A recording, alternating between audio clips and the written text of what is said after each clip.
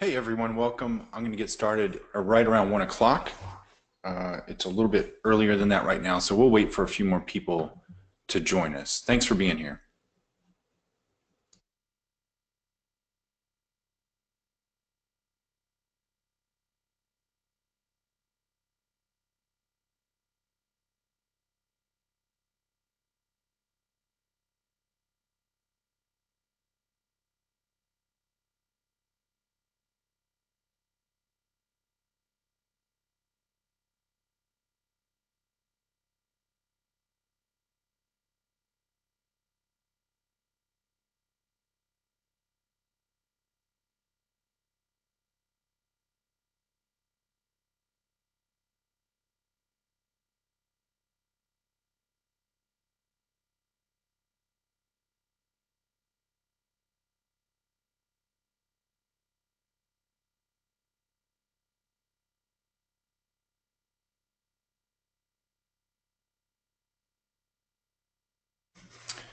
Hey everyone, once again, we're just getting started here. We're not quite ready to get started. We've got a few people that have joined us. I expect a big crowd today. We had like 150 or so sign up for what's a mock object and how do we use it.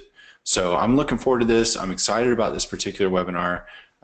And hopefully you can see me and you can see my screen. You can see the slides up there with a big slide that says what's a mock object. And we will get started in about 8 minutes as people come back from lunch on the East Coast and as people just finish up whatever they're doing in other places. So looking forward to getting this started. Hang out for a couple more minutes and we'll get going right at 1 on the East Coast. Thank you.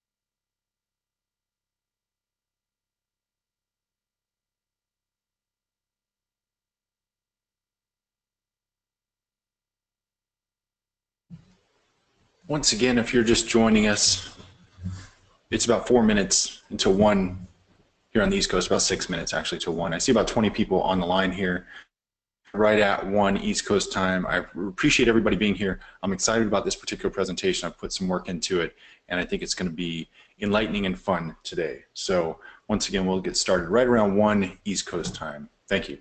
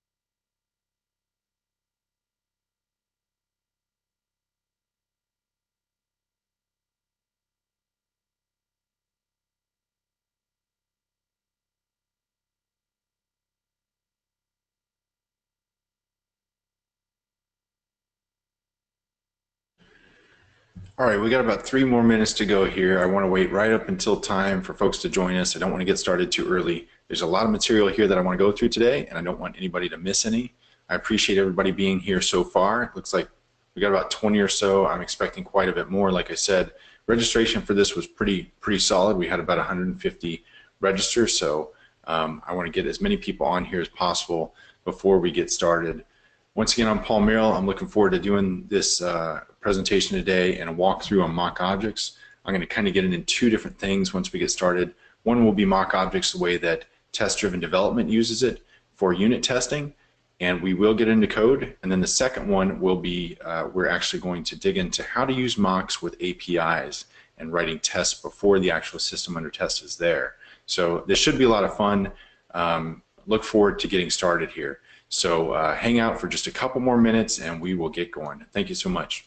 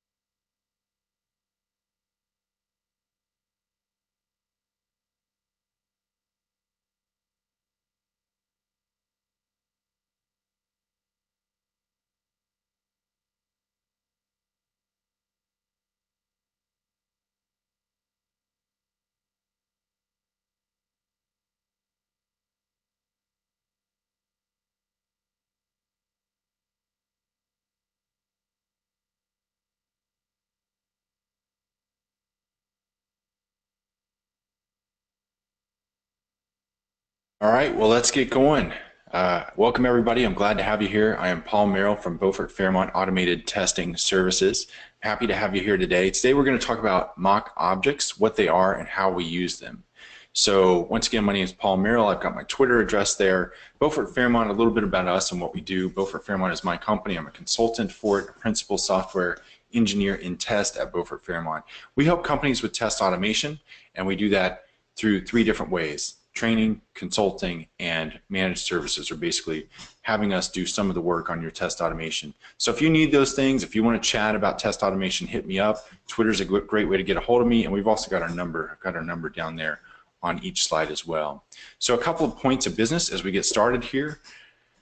Let's see, upcoming events. So the next couple things I'm going to be doing are conferences. I will be at STPCon next week. I've got 2 sessions there. One is a workshop called The Dominoes of Automation. It's going to be super fun. If you're in the Reston area, you can go to the Dominoes workshop, which is at night on, I believe, Wednesday night of next week for only $49. The conference as a whole is terrific. There are workshops the first 2 days and sessions the other days. The other talk that I'll be giving there is storytelling, which is the magical first steps in test automation, and that's a lot of fun as well. That'll be later in the week. I'll be at Star West in Anaheim. If you're in that area, make sure to go to Star West. It's the biggest conference on testing in the country as far as I know, and I'll be talking about machine learning there, and then again later in October for Star Canada.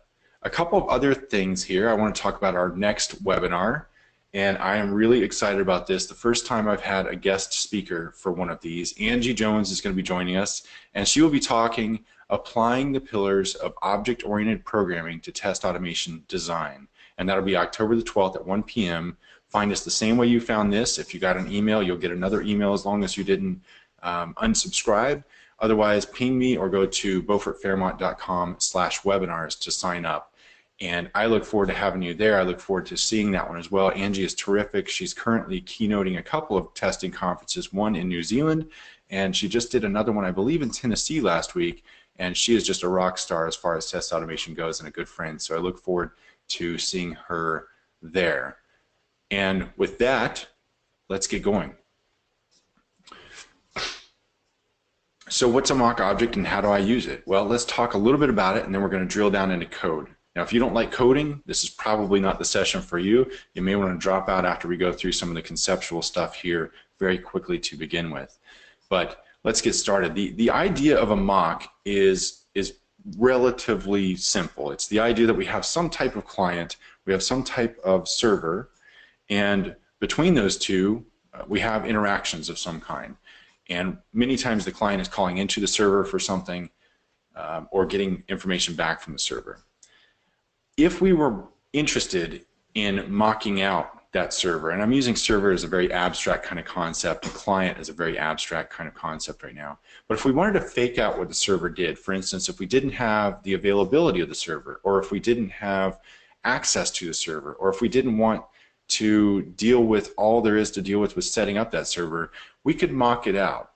And so we would just change the way that we call things. We just change this arrow and point it to a fake server.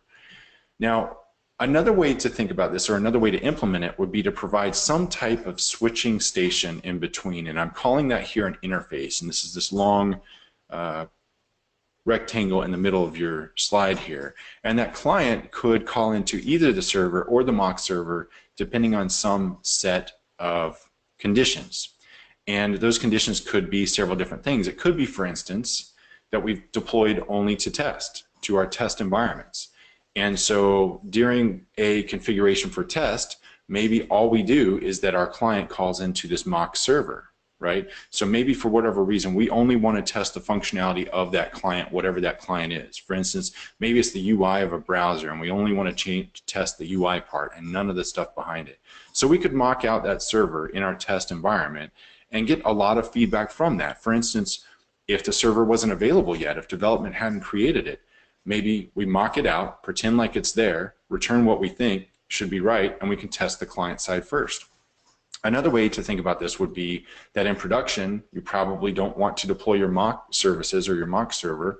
So in this case, we would have a configuration for production where the interface told us, or our implementation of the interface is this server, an actual production server, rather than a mock. So that's the basic idea. Now, there are a lot of different ways to think about mocks. So for instance, I said I was talking very abstractly that it was a client and a server. Well, what if the client is a consumer of a service? So in that case, you've got a consumer, like for instance, I was talking about a front end and a web UI. And that web UI calls into a service, an API of some sort. Well, we could also have a mock service, and I'm going to get into that a little bit today. Many times, mocks are used in unit testing. And so let's assume another case where we have a class that's under test. And whatever that class under test is the thing that we're testing. And we want to not deal with dependent classes. In other words, some other class that we depend on. And we're going to go through that first and talk through how this works first. And I'll go through examples with this situation first. But this is very common within test-driven development. It's very common with developers who do test-driven development as Mockists. And you may have heard me talk about Mockist versus Classicist before. There's a great article out on the web by Martin Fowler, I believe it's called Mocks Aren't Stubs, and he discusses the difference between a Mockist and a Classicist with regard to unit testing. Within test-driven development, many times there are people who are Mockist will go in and design one particular class, one that they're interested in designing and developing at a time, and because the other dependent classes haven't been created yet, they mock them out in order to make sure that they can focus on whatever that one class is that they want to focus on. And that's the exercise that I'm going to do next. Another way to think about this, I talked about the browser and an app, or the browser and a mock app. So there are lots of ways to think about how a mock could work, but let's jump into some code. If you have questions, drop them into the questions section, and I'll try to take breaks and answer them when we have them. Before we get started, and while you guys are writing questions, I'm going to do this. I want to get a little bit of information about you guys. I'm going to launch a poll. If you don't mind, just quickly take a second to fill this out. Select one of the following. Are you a tester, test automation engineer, manager, other, or developer? And we're getting some answers in right now. Some nice responses, thanks. Lots of test automation engineers, lots of developers, kind of like I would have expected. About 75% of the vote is in, 77. I'm going to close it off at 80%, and I'm going to share those results. Here's what we had. And then secondly, I want to look at a couple other questions really quick as we get going so that I know who I'm talking to. So, have you ever written code for money? A very personal question. But basically it's a Boolean, yes or no, true or false. Anybody who answers the last one is just silly. So great, we've got about 80% voting. I'm going to close that off and share the results. It looks like most folks are writing code for money and some are not. And if you're not, that's fine. Just understand we are going to jump into code here, get somebody to explain it to you later, or ping me and I'll be happy to walk through specifically with you at some point. Here is the last poll and then we'll get into some code. Once again, if you've got questions so far, put them in the questions box when you get a chance here. How familiar are you with mock objects?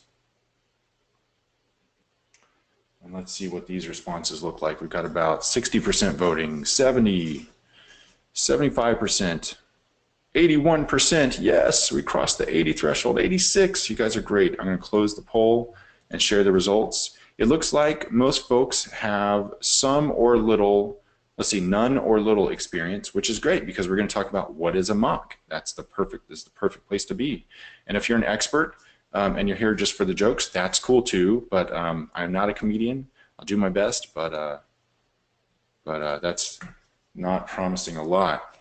So, give me 1 second here and I'm going to switch my screen over and we will get into some code. Once again, you may have noticed in the chat session that I added a couple URLs to the GitHub site for these things. For those of you who haven't coded, what you see here, and I'm also going to turn off my face here so that there's more screen space for you guys. I know that this is a little bit small. I'm going to try to blow it up and zoom in here in just a minute or two. But yeah, so for those of you who have never coded before, I'm going to be coding in Java, and this is using Eclipse. This application that you see here is called Eclipse. It's an integrated development environment, and it allows us to write some code. And what you're going to be seeing me do here is I'm going to create some unit tests, and these unit tests are going to use mock objects. So the mock objects that we're going to create, the first ones that I'm going to do are going to be created by hand. This is something that way back when, before a lot of the great testing frameworks were out there, we used to have to write these by hand, and I used to enjoy it. There was a little bit of an art to it. And then after I go through a couple examples with that, I'm going to get into a mock framework that already exists. So it's called Mockito. That's the next one that I'm going to do. So to start out, I'm going to be doing test-driven development. I'm going to code by intention. That means that you'll see me doing things or using members of classes before they're written or using methods before they're written. So bear with me on that if it's new to you. If it's not new to you, then you don't need any information on that. So let's get started by writing our first unit test here. So I'm going to go in here and create a new JUnit test. I know that this writing is very small for you guys, and the idea of what we're going to be working on is that we are going, hopefully that's a little bit more clear. I might be able to zoom this in a little bit more. Let me see how this works. I don't think I'm going to be able to. Editor, can I zoom the editor? Maybe there's a Control plus. There we go. Okay, let's see how this works. Hopefully you can read that now. So the idea here is that I'm going to create a retail application, and the retail application is basically going to be as simple as an order. So I'm going to create the concept of an order, and I'm going to create the concept of purchasing an order. And I'm hoping that that's something that's familiar to you all, or familiar enough that we can work with it. I went in and just used the features within Eclipse to get started here and build us a unit test. For sanity's sake, I'm going to run it. What you see down here, if you can read it, is it says not yet implemented, which is what we would expect. We've failed because it's not yet implemented. So the first test that I'm going to do is I'm going to create an order, and I'm going to purchase that order. And what I want to assert is basically that whatever order returns is not null. Once again, if you have no experience with programming, this is going to be a little challenging here, but we'll get through it together. So you see immediately, you say, hey, look there, Paul, look, you got to have an order. So I'm going to create this field order, and it's going to be of type order. And then you're saying, but Paul, you haven't created the class order, and you're right. So I'm going to use the quick fix functionality here to create this class. And I'm going to put that class into my main section of my code base and create that. Okay, so that's created. Now we've got an order, but now we don't have a purchase method. So I'm going to use the functionality built in here to generate a lot of this. Right now, I don't need that comment. I've got this null here that I'm returning, and that works for our purposes. And I'm going to run this, and we're still going to fail, but we're going to fail for a different reason this time. The reason we fail this time is a null pointer exception. So let's make sure that we have that order instantiated. And it is, and so now we should fail for a different reason, which is an assertion error, and we do. So this assertion is not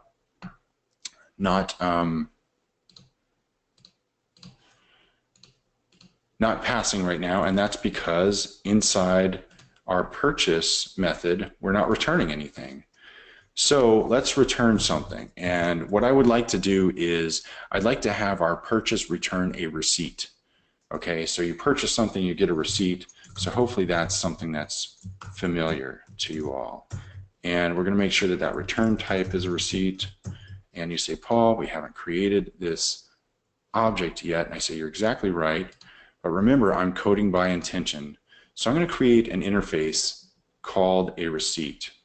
And if you guys are familiar with interfaces, that's great. If you're not, you're going to see them at work today. But it's going to help us. So let's see. Let's see if this still works. It should pass now. It does, because we're actually returning something. And we've got our first test written. Now, it doesn't do much, but it's the simplest possible thing here. It's the very simplest piece of functionality, which is we called purchase, we got back something, not nothing. So let's take another step here, and let's start building some tests that actually matter. Now, when I was going through this and practicing this and starting out with it, I created a little to-do list for myself.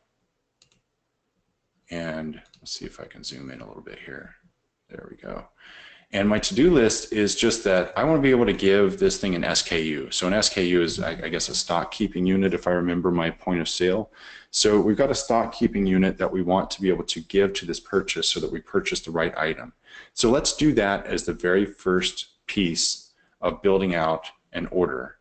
And we're going to go back and call this something different. We're going to call this purchase test, okay, because all it does is a purchase. And this one's calling into purchase as well, but it's going to be a purchase, and we're going to make sure that SKU is added to receipt, okay? So let's make sure that we have a proper verification point here. Assert equals, and these are built-in JUnit functions here, methods rather. So JUnit is a framework for unit testing, if you're not familiar with that. And it gives us certain functionality, like the ability to forgive me here.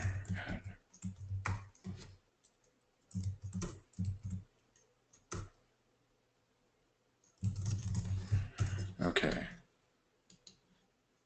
And we know we were getting back a receipt when we did this before. This time I'm going to add in a mock receipt. I'm going to make it so that we get back a mock receipt. And so let me create what, oops, I did this before and it messed me up. So let me figure out what's wrong here.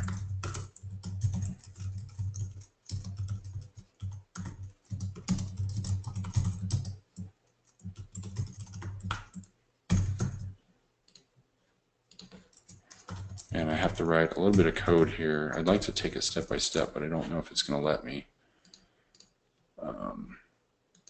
Great. So now we're looking. Why did we look better? Oh, because it did an import for me. I didn't want it to. So I actually have some code out there for mock receipt already, and I just want to not use that. Instead, what I want to do is use some new code. So let's create a class called mock receipt. And this is our first mock object. And the idea here is basically that, oh, and someone's telling me I misspelled purchase. Thank you, Robert. I'll fix that in just a minute. Always good to have folks looking after these issues. So mock receipt, but basically the idea here is that I want to focus on an order, and I want to focus on learning how and building the way to do a purchase of an order. I don't want to have to focus right at this moment on a receipt or what a receipt is or what it should have. I don't mind starting to dictate some of the things it should do, but I don't want to have to start thinking about how it's going to do it. So I'm mocking these things out like a receipt so that I know, hey, look, it's almost like a to-do. Hey, look, it's out there. It's something that needs to be done. I don't want to focus on it right now, but I want to make sure that order and purchasing an order works. So that's where this is coming from. So let's go back here. We will take care of, oh, I guess I had spelled it wrong somewhere else. I don't see purchase spelled wrong right now, but if it is, let me know. So let's go in and we'll create this member of this mock receipt called add SKU string. And it's going to be a string. Oops. And it's something that we're going to check. That's the thing that we're going to check when this test runs. And right now, of course, this isn't going to work. We can run it, but we're not going to pass for a couple reasons. It says no test found matching. Why does it say that? Why does it say that? Run this again. What did I do wrong? Oh, that's a class cast exception. Right, so it has a problem with that right now. Okay, so a couple things real quick. What we're going to do is we got to set up a receipt. So this receipt that's coming back from order right now, we're just instantiating it in this line, and that's not actually what we want to do. When we're using mocks, we have to find a way to get the mock into the object that we're trying to test. And now I see it. Thank you all. And in order to do that, many times we create accessors for them. And so what I'm going to do is I'm going to create an accessor method on order. So order.setReceipt. And we're going to pass this receipt in here. Okay, so we're passing the mock into the set receipt. Once again, it would be easy to say, hey, look, you didn't create that yet, so let's go create it. And we want to just create a local, a class level member called receipt. Eclipse is trying to help me a lot here, and I don't want its help right now. Receipt equals receipt. Great. So that's where we're setting that up. We got to create our field level variable here. So it's created now. I'm going to look at where my errors are, go back to where the first one is, and the error here is probably going to say something like something about the fact that these two things aren't related, and I think it actually pulled in, no it didn't, okay, all right, great. So let's go back to our mock receipt and make sure that it actually implements receipt. It's probably where our issue is coming from. And it is. Okay, so now we've created a mock receipt, it's called receipt. We're passing it into this set receipt on the order so that when we call purchase down here, we can call into add SKU, and we can then go back and identify whether or not the mock receipt got called with the proper SKU on purchase. So there's a couple problems there. One is that we haven't passed SKU into the purchase method. So let's fix that. There we go. The second is that we're still returning this inlined receipt. So let's return the one that is the field level variable that we set with this accessor. And then the fourth problem is, well, let's just let it fail and you guys can help me see it, okay? Oops, apparently there's a compiler error because I didn't call, I did not pass in SKU for the first test. So let's pass it in here. And let's also make sure that this guy, there's only one of them, and it is constant with the final static modifier. So final is saying this is constant, static is saying there's only one between instances of this particular class. And run, and we're still going to fail for, let's see, what are the reasons now? It's got, I'm not sure what that is. Let's see here. Let me try running this guy. Nope. Okay, yeah, so now we have an assertion error here. This one, let's see what this is, if it runs. It did not either. All right, let's figure this out then. So assertion error, so we have a failure on the called on the not null one. I thought that we, oh, did we actually, oh, and we didn't set the receipt at globally so that we could, not globally, but at the in the setup so that this would work. So what I'm going to do here is I'm going to kind of clean this up. I'm going to rename this guy mock receipt. Where's my refactoring? I appreciate you guys bearing with me here. It can be difficult to watch somebody code, and I appreciate your patience. It's always harder when you're the one doing the coding and trying to talk through it at the same time. So keep that in mind as well. So let's just see now, and where do I call set? There's an order, and then I call set receipt, so I should be good to go. Let's see. Yes, now that one passes. Which one did I run? I should have been able to run all of them. Okay, so there were two. Apparently I've got, there we go, okay. Now, okay, so there's one that passed and one that did not pass. The reason that it passed is that we never set the SKU on the receipt. So that would be the next step. You can see here we don't do that. So let's do receipt.add SKU, and we'll pass the SKU into that method. And you say, but Paul, once again, you got to create that method. You're right. So we've created it in the interface. Now the concrete implementation gives us a problem, of course. So let's make sure that we add the unimplemented method. And the way that this mock is going to work is we're just going to set this add SKU string to the SKU that's passed in. And that's how we're going to make this work. And when we run it, everything passes, okay? So that's our first mock object, and I want to take a minute for people to ask questions. And someone says, this is educational for me to watch you troubleshoot it. Great, good, because there might be more of that as we go along. We're about 25 minutes into this. There's a lot more that I want to cover. So I'm going to go kind of fast here, or try to go fast.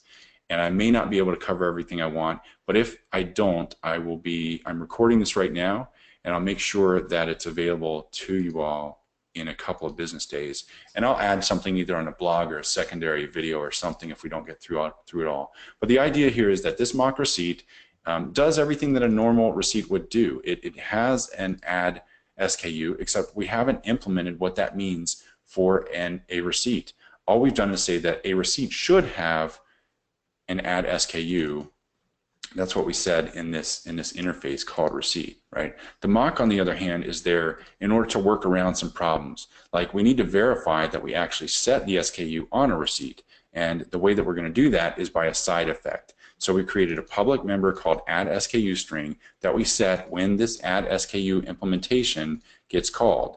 And now normally in your production code, if you were a developer, you would not be using side effects. That's kind of a bad idea. We don't really want to do that in production code. But when we're working with test code, sometimes we'll take some liberties. We want to know whatever we can about the code under test. We want to make sure that we give developers fast feedback. And this is one way to do it. So I created this mock receipt. It's there. Let's get into one more thing. So you remember I had this to-do list. The second thing on it was get price. So the price for something like this would come from a third party. Okay, so the price for this, let's think about that. We know that we would have some type of test, and the test might look like, let's say price is added to receipt. Okay, so that means we have to go get the price from somewhere, and then we have to add it to the receipt. So the receipt is going to have, we're gonna have a price. I'm gonna make a price right here, and I'm gonna say the price is $12. So we're gonna verify that the price on the receipt is $12, and I'm gonna use a very similar method here. I'm gonna have an add price string, and we're gonna create it as a string, and we can run this, and we know that it won't work, right? We know that because we expected $12, but it was null. Well, what was the problem? Well, we're not actually checking the price anywhere, right? So let's make sure that we actually go into purchase and we check the price. The way that we're going to do that is, you know, the price would come from somewhere, but we don't know where. So let's assume that it comes from a price list. Okay, let's create a price list and assume that it comes from there. So in my test down here, I am going to say order.set price list, and I'm going to set that to my mock price list. And we know a couple things. We know, first of all, that there is no mock price list declared or instantiated here. So let's create one, and let's also instantiate it. Okay, and everyone says, hey, you haven't created that yet. So let's create this class mock price list, and it's created it here, mock price list. I'm actually going to go back in here and make sure when I set price list, when I create the set price list method, it's a little bit different than what Eclipse thinks I should do. Once again, I'm going to have an interface called price list, so that when price list gets written, it adheres to the same contract as our mock does. So we're basically kind of like writing the contract between these objects when we're doing this.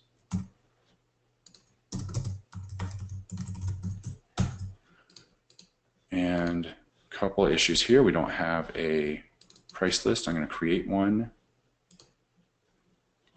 Perfect. We have no set price list. And the nice thing about TDD when you're doing this is that you can just go through and use so much of the built-in functionality from the tool. Let the tool do the work as much as possible. And we don't have a price list field within our order. And it also kind of guides you around the code here, right? If I just look for wherever the problems are, I end up fixing this. So let's see what this problem is now. I think it's probably that it doesn't take a mock price list. So let's change this to a mock. There we go. And then we also are going to have a problem that mock price list probably doesn't implement price list.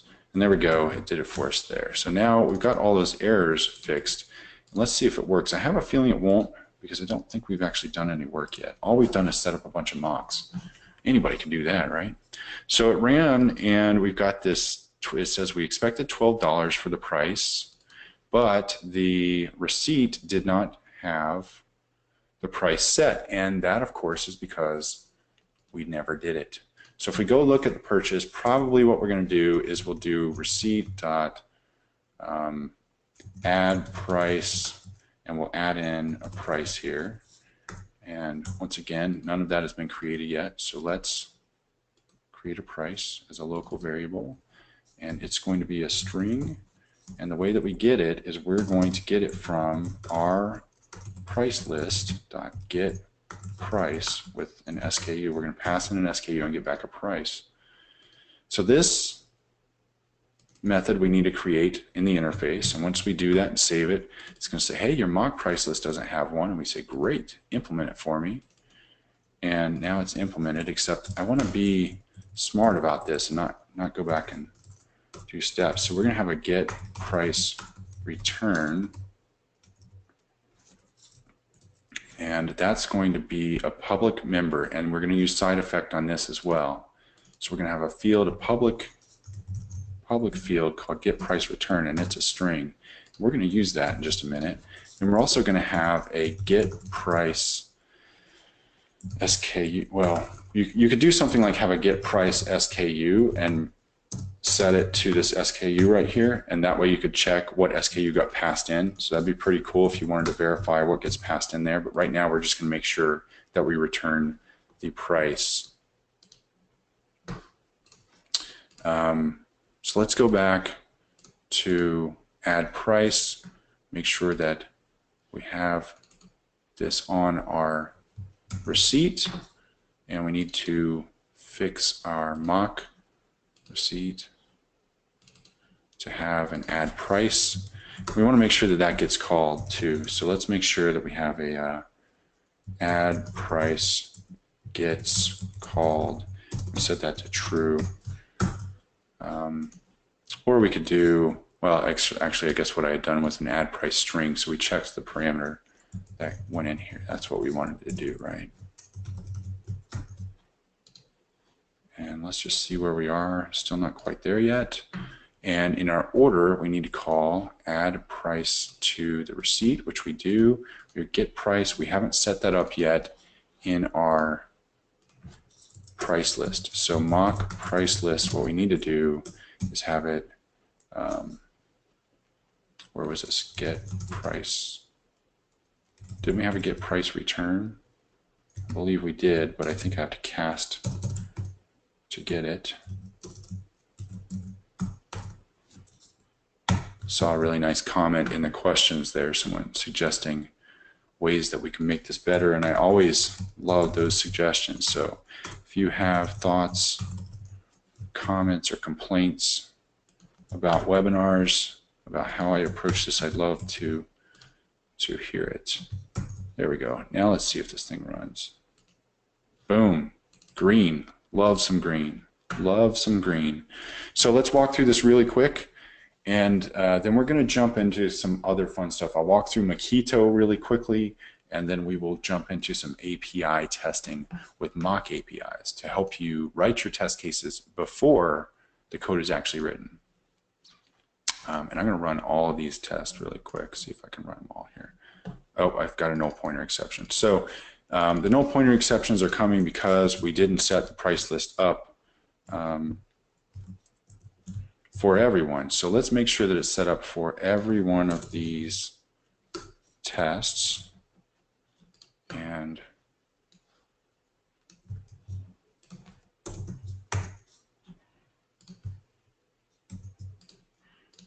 we will, it's just taking a second here to get all these passing, so see if this works. There we go. Now they're all passing. Okay, great. So once again, this is all available on the link that I sent you in the chat in here. If you didn't get that, let me know and I'll send it to you again or whatever. This is kind of how you would go about mocks. Let me review. So we created this price list. The price list is the thing that is going to be used to get prices for SKUs in our order. So the order is going to need to call get price on price list, passing in the SKU. We're going to get a price back. We want to add that to the receipt. We want to add the SKU to the receipt and then return the receipt. And in our tests, we made sure that we called the method under test. It looks like I might have, oh, that's the setup, great. So in our test case, we called purchase on the order, which is our method under test, and we made sure that add price got called on the receipt with the correct price, which means that the price that we set for the price list is the same one that we're getting on the receipt. And so we know that all those things work together in the course and then the scope of purchase on order. If you've got questions, type them in. I am going to start showing you Mockito while we do that. So Mockito is another framework for creating mocks. And what I was just showing you is like how you would create these by hand if you had to, and maybe so that we could get some of the concepts down. And so let me just kind of put these side by side, and I can show you what happens. Well, here, let me do this a different way. So if we had gone on and finished all of these tests, the order test would look something like this. We would have basically, let's see how many there are. I think there are 8 test cases that I would have created. So I don't know if you can read this, but receipt includes SKU, calls payment service, gets price for SKU, receipt includes payment type, calls delivery service, calls inventory service, receipt includes price test. And the order would end up looking something like this, where we've got all the services that would do different things, like a payment service so that you could get authorization for the payment, and you'd have an inventory service that would tell you whether or not something was in inventory, and you'd have a delivery service to make sure that the product got delivered to you or that the order got delivered to you. And our purchase method would look something more like this, where we check to make sure something's in stock, we authorize payment, we deliver the order, we add an SKU to the receipt, the price to the receipt, and probably payment info rather than payment type, but I didn't get that far. This is what you'll see out on GitHub. And once again, those should be in your chat, but if they're not, I will, let me send them again here, just in case. I saw at least one person say they didn't see that. So this is the code for what I just did out on GitHub, so you can go grab it, github.com/dpm3354/retail ordering. And that's in your chat window now there. So Tom, you should have that. Let's see, so that's what it would have looked like for order when we got all through, and really that didn't take me more than an hour or so to write, maybe an hour and a half. And maybe that sounds like a long time to some of you, maybe it doesn't to others.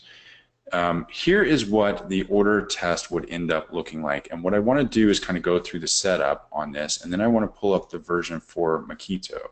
This is the version for Mockito, and show you how these look. So here's the setup on the left for the handmade mocks, and on the right for Mockito. So what you'll notice is that you have like the same number of lines, and I've tried to structure it so that it's very, very clear for the most part on what we're doing here.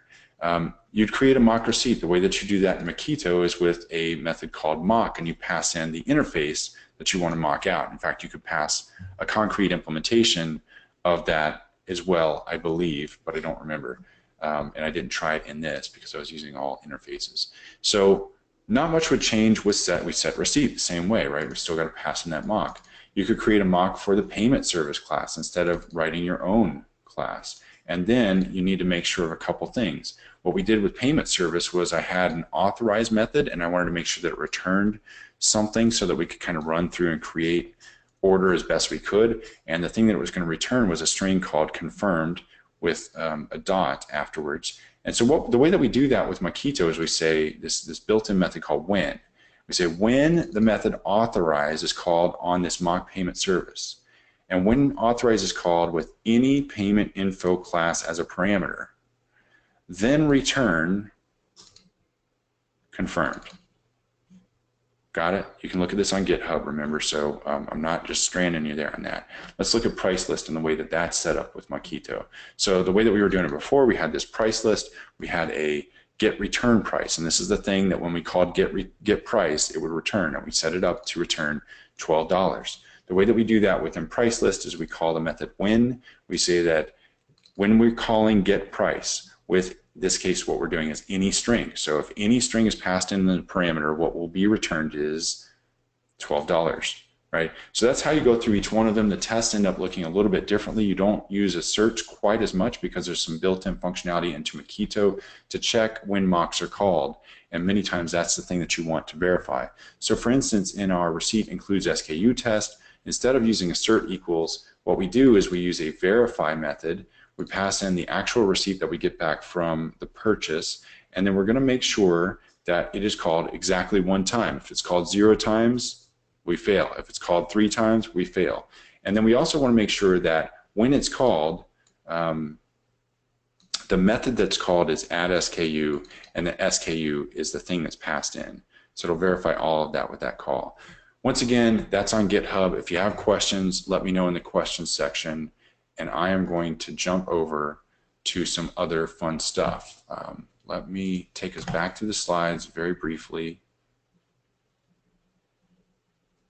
And I know I'm going fast here. I'm hoping that that's going to be okay since I've got the code out there for you. So remember, we looked at some code. Remember how we were thinking about this, that multiple things could be considered mocks. We could mock a dependent class. We could mock a service. We could mock out an app, for instance. Well, what if we thought about this differently? What if we considered the system under test as the dependency? So one of the systems, or one of the webinars that I've done so far, is the Inside Out webinar. If you haven't seen that, go check it out on beaufortfairmont.com/webinars. And in there, I talk about how we would code from the inside out and how this allows us to get test automation written before code is written. And that keeps us synced up in our agile environment. So one of the big struggles that folks have is test automation seems to come after the code is written, and that makes a lot of sense. We're used to only testing something after the code is written. But what if we considered that the system under test, or the class under test, or the service under test is our dependency? And what would happen if we mocked out that dependency? Then we could start writing our test cases before the code is actually written, and the only thing we would have to do is couple those up again once the actual code is written, and we would have these tests ready to go. That could work. So let's look at what that looks like. So here's another way that this could work. We could have a test case being the client this time, and we could have the system under test being mocked out and an interface in between that we all agreed to. So developers and test automation engineers would agree to this interface during our sprint planning. So let's look at some code here. Let's look at some code here, and we will make this really, really clear. So there is another link here that I'm going to send again, since it appears some of you guys didn't get my earlier links. If you want to go grab the code, the finished code, and look at it, you're welcome to. If you want to use it as a starting point for something you're working on, that's fine. And I'm using a couple different things here. Number one, I am going to use Rest Assured.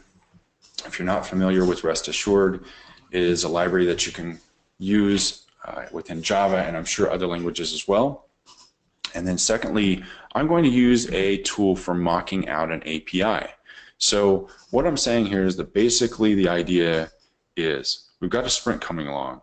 Developers are going to have to write a retail ordering, a purchase endpoint for an API. So they're going to write a service that will help me purchase and order. And that service has not been written yet. So what we'll need to do is mock it out. If we mock it out, then we can start writing the test cases and put ourselves in a great position to be able to test early on. So let's talk about what Mockable is. So Mockable is a service that's available for free at mockable.io, and it allows for creating mock APIs or mock endpoints. And so what I've done is I've created a couple of them, and I want to show you what they look like. So there are two of them. One is a get, uses a get method, and the other uses a post. And this is a RESTful service, which means that it's using HTTP. In this case, I'm using JSON. There are a lot of other things that RESTful actually means, but in this case, I'll use that so that you guys can. We'll just stop right there. So this is a get. This is a get method, so I can post it into my browser and call it, and I get something back. I don't know if you can see this. I'm going to try to zoom in a little bit. It says message hello world, right? So when you create one of these, it automatically has the body set up down here. I don't know if you can see this. Hopefully you can. And what it's doing is just saying a very simple message coming back in that response from that service. And it's in JSON.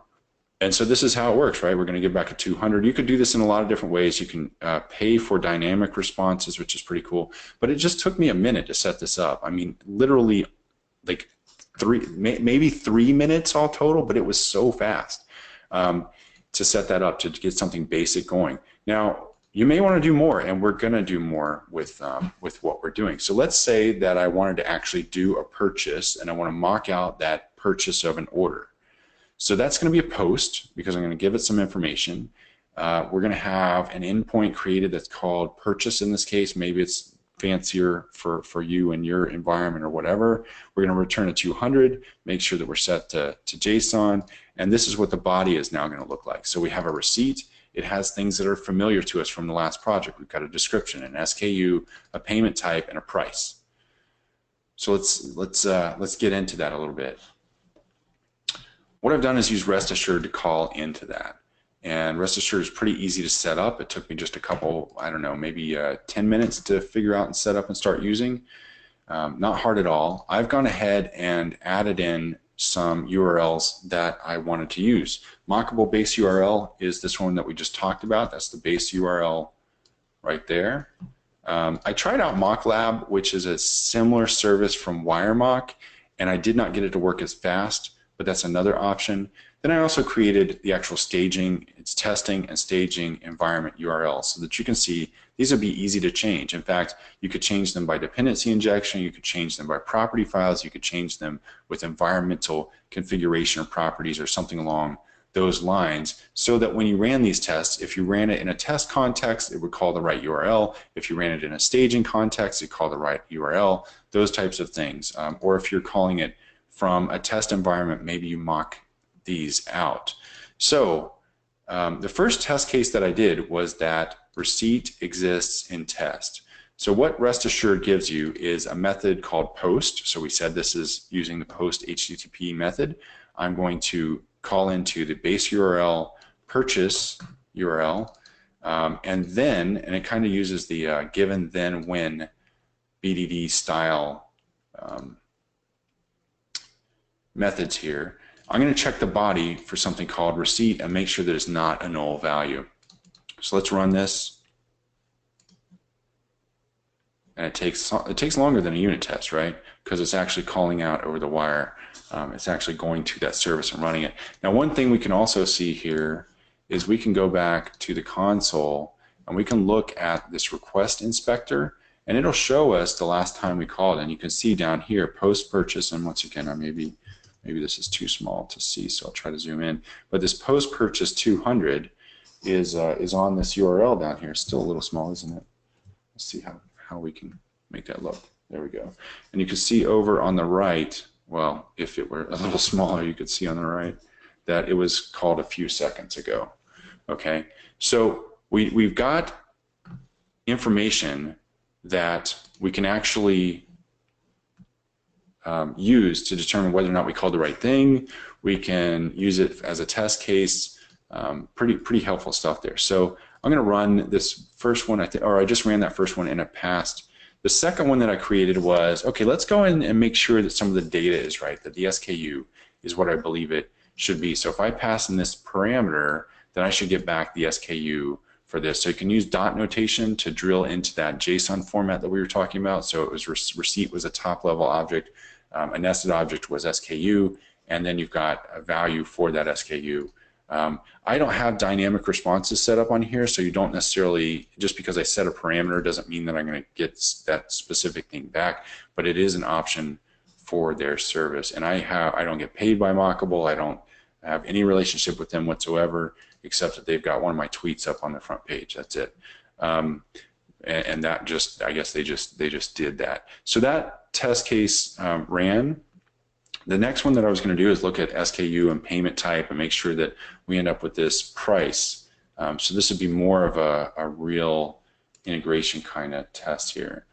So this is going to run all of them, and boom, they're all run. They've all worked. So that's how you could mock out an endpoint in order to write the test cases first. And I know that there are probably a lot of questions about this. I see a few questions in here. We've got about 9 minutes left. I'm going to try to get through them quickly, and we will kind of go from there. If I can find my control for web, go to webinar here. There it is. Okay, and let me just make sure to clean this up a little bit. Make sure that you guys can see me. There I am. Great. Hey, you get to look at my mug. All right. So attendees question. Where is this questions? I saw some written in here, and feel free to raise your hand, and I'll try to have you on here as well. So there's a suggestion here about having a story, which is a great idea, Alex. I appreciate it. The benefit to Mockito. So Alex asks, what's the benefit to using Mockito? And I guess the answer is, as opposed to using something else like writing your own. Well, the benefit to that is that you don't have to go in and write any of those classes that I just wrote. So Mockito has all that built in. Your code base is smaller, so that means less to maintain. So that's a big plus. Mockito, there are plenty of places out there where you can go see Mockito versus JMock, Mockito versus some of these other great mocking frameworks as well. It's just one that was easy to set up and show you guys, and it's one that I like. So that's why I use that one. Do I have thoughts about mount-to-back? I don't know that one, so maybe you can give us your thoughts about mount-to-back and how it compares, Alex. That'd be great. Amber, which is cool to have you on, and I'll see you next week. I look forward to seeing you, Amber. And Amber is big time into APIs, and she's always talking about APIs. I think she's still at Microsoft, working at Microsoft as a test automation engineer or SDET. Amber Race, thanks for being on here. So she says, does Mockable IO have a request limit? I do not know. I do not know. I guess that's something where we could go back and look at the. I'm sure they do. You pretty much have to throttle for free, you know, because you'd be using so much. At some point, it costs you as a service to do that, right? So I'm sure that there is a limit, or they throttle or something.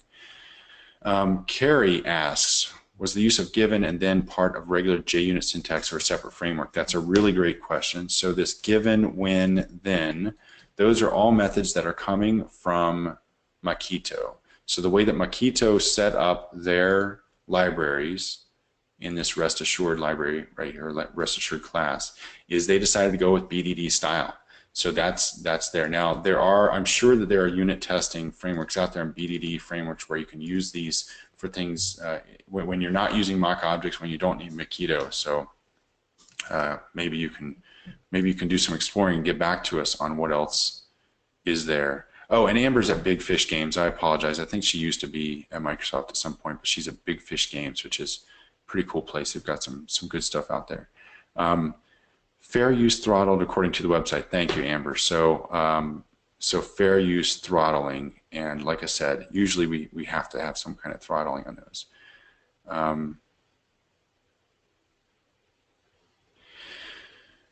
And it looks like there's another option out there for mocks, I believe, mbtest.org. That comes from Alex, so I haven't looked at that. I'm going to check the attendees here, see who's got their hand up. If you have your hand up, I am going to take you off of mute, and you can talk to us. There's about 52 people on here, so understand that you're talking to more than just the people in the room with you. Here is Sherry. So Sherry, let me take you off of mute. Sherry, are you there? Sherry, can you hear me? Did you have a question, Sherry?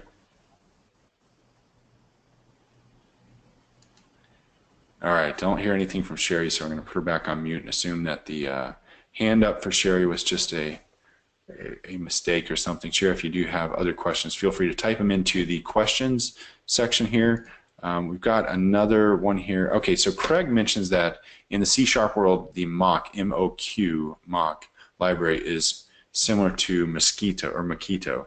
So yeah, mock in the C# world, I've used that, and it's pretty good as well.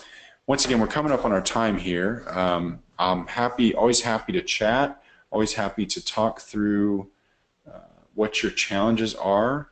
I'm looking for my slide here. There we go. Make sure to reach out to me. I like to hear about what people are doing. I like to learn about your challenges and what your group is doing. If you have projects where you're like, I need some help, I need somebody who's done test automation for a long time, has failed a lot, and I can learn from those failures, who has succeeded a lot with their teams, and I can learn from those successes, what the best practices are for test automation. Someone who will come in and look at our organization from top to bottom, understand where the gaps are, and let us know what those gaps are and how to get around them. Give me a call. We can do some work together. That's the kind of stuff that I love working on. I had a really successful engagement recently, and I've had many of them, but one recently where we've ended up doing more work, and we're going to do some work on actual test training next with them in order to lay the foundation for more test automation. And I think that that's going to be very successful as well, like it has been in the past. So I would love to chat about what's going on in your organization, what your challenges are. I always do a free phone call. That's my number right there, or we can set up a time. You've got my email address there and everything else. Make sure to tell your friends, tell your colleagues about these webinars.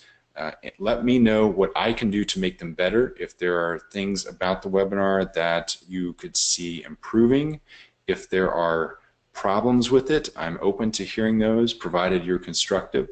And I look forward to your comments, questions, and to getting to know each of you better over time. So thank you so much for your hour this Thursday afternoon. I hope that the rest of your day is great. I look forward to seeing several of you at STP next week and at other conferences around. If you see me at one of those, stop me, say, hey, I saw you on one of your webinars. I want to talk to you about whatever, or I just wanted to say hi. I love chatting with people. That's the reason that I go to these things, aside from learning from others. So make sure to do that. Thank you once again for your time, and I hope you have a great rest of your day. Happy Thursday.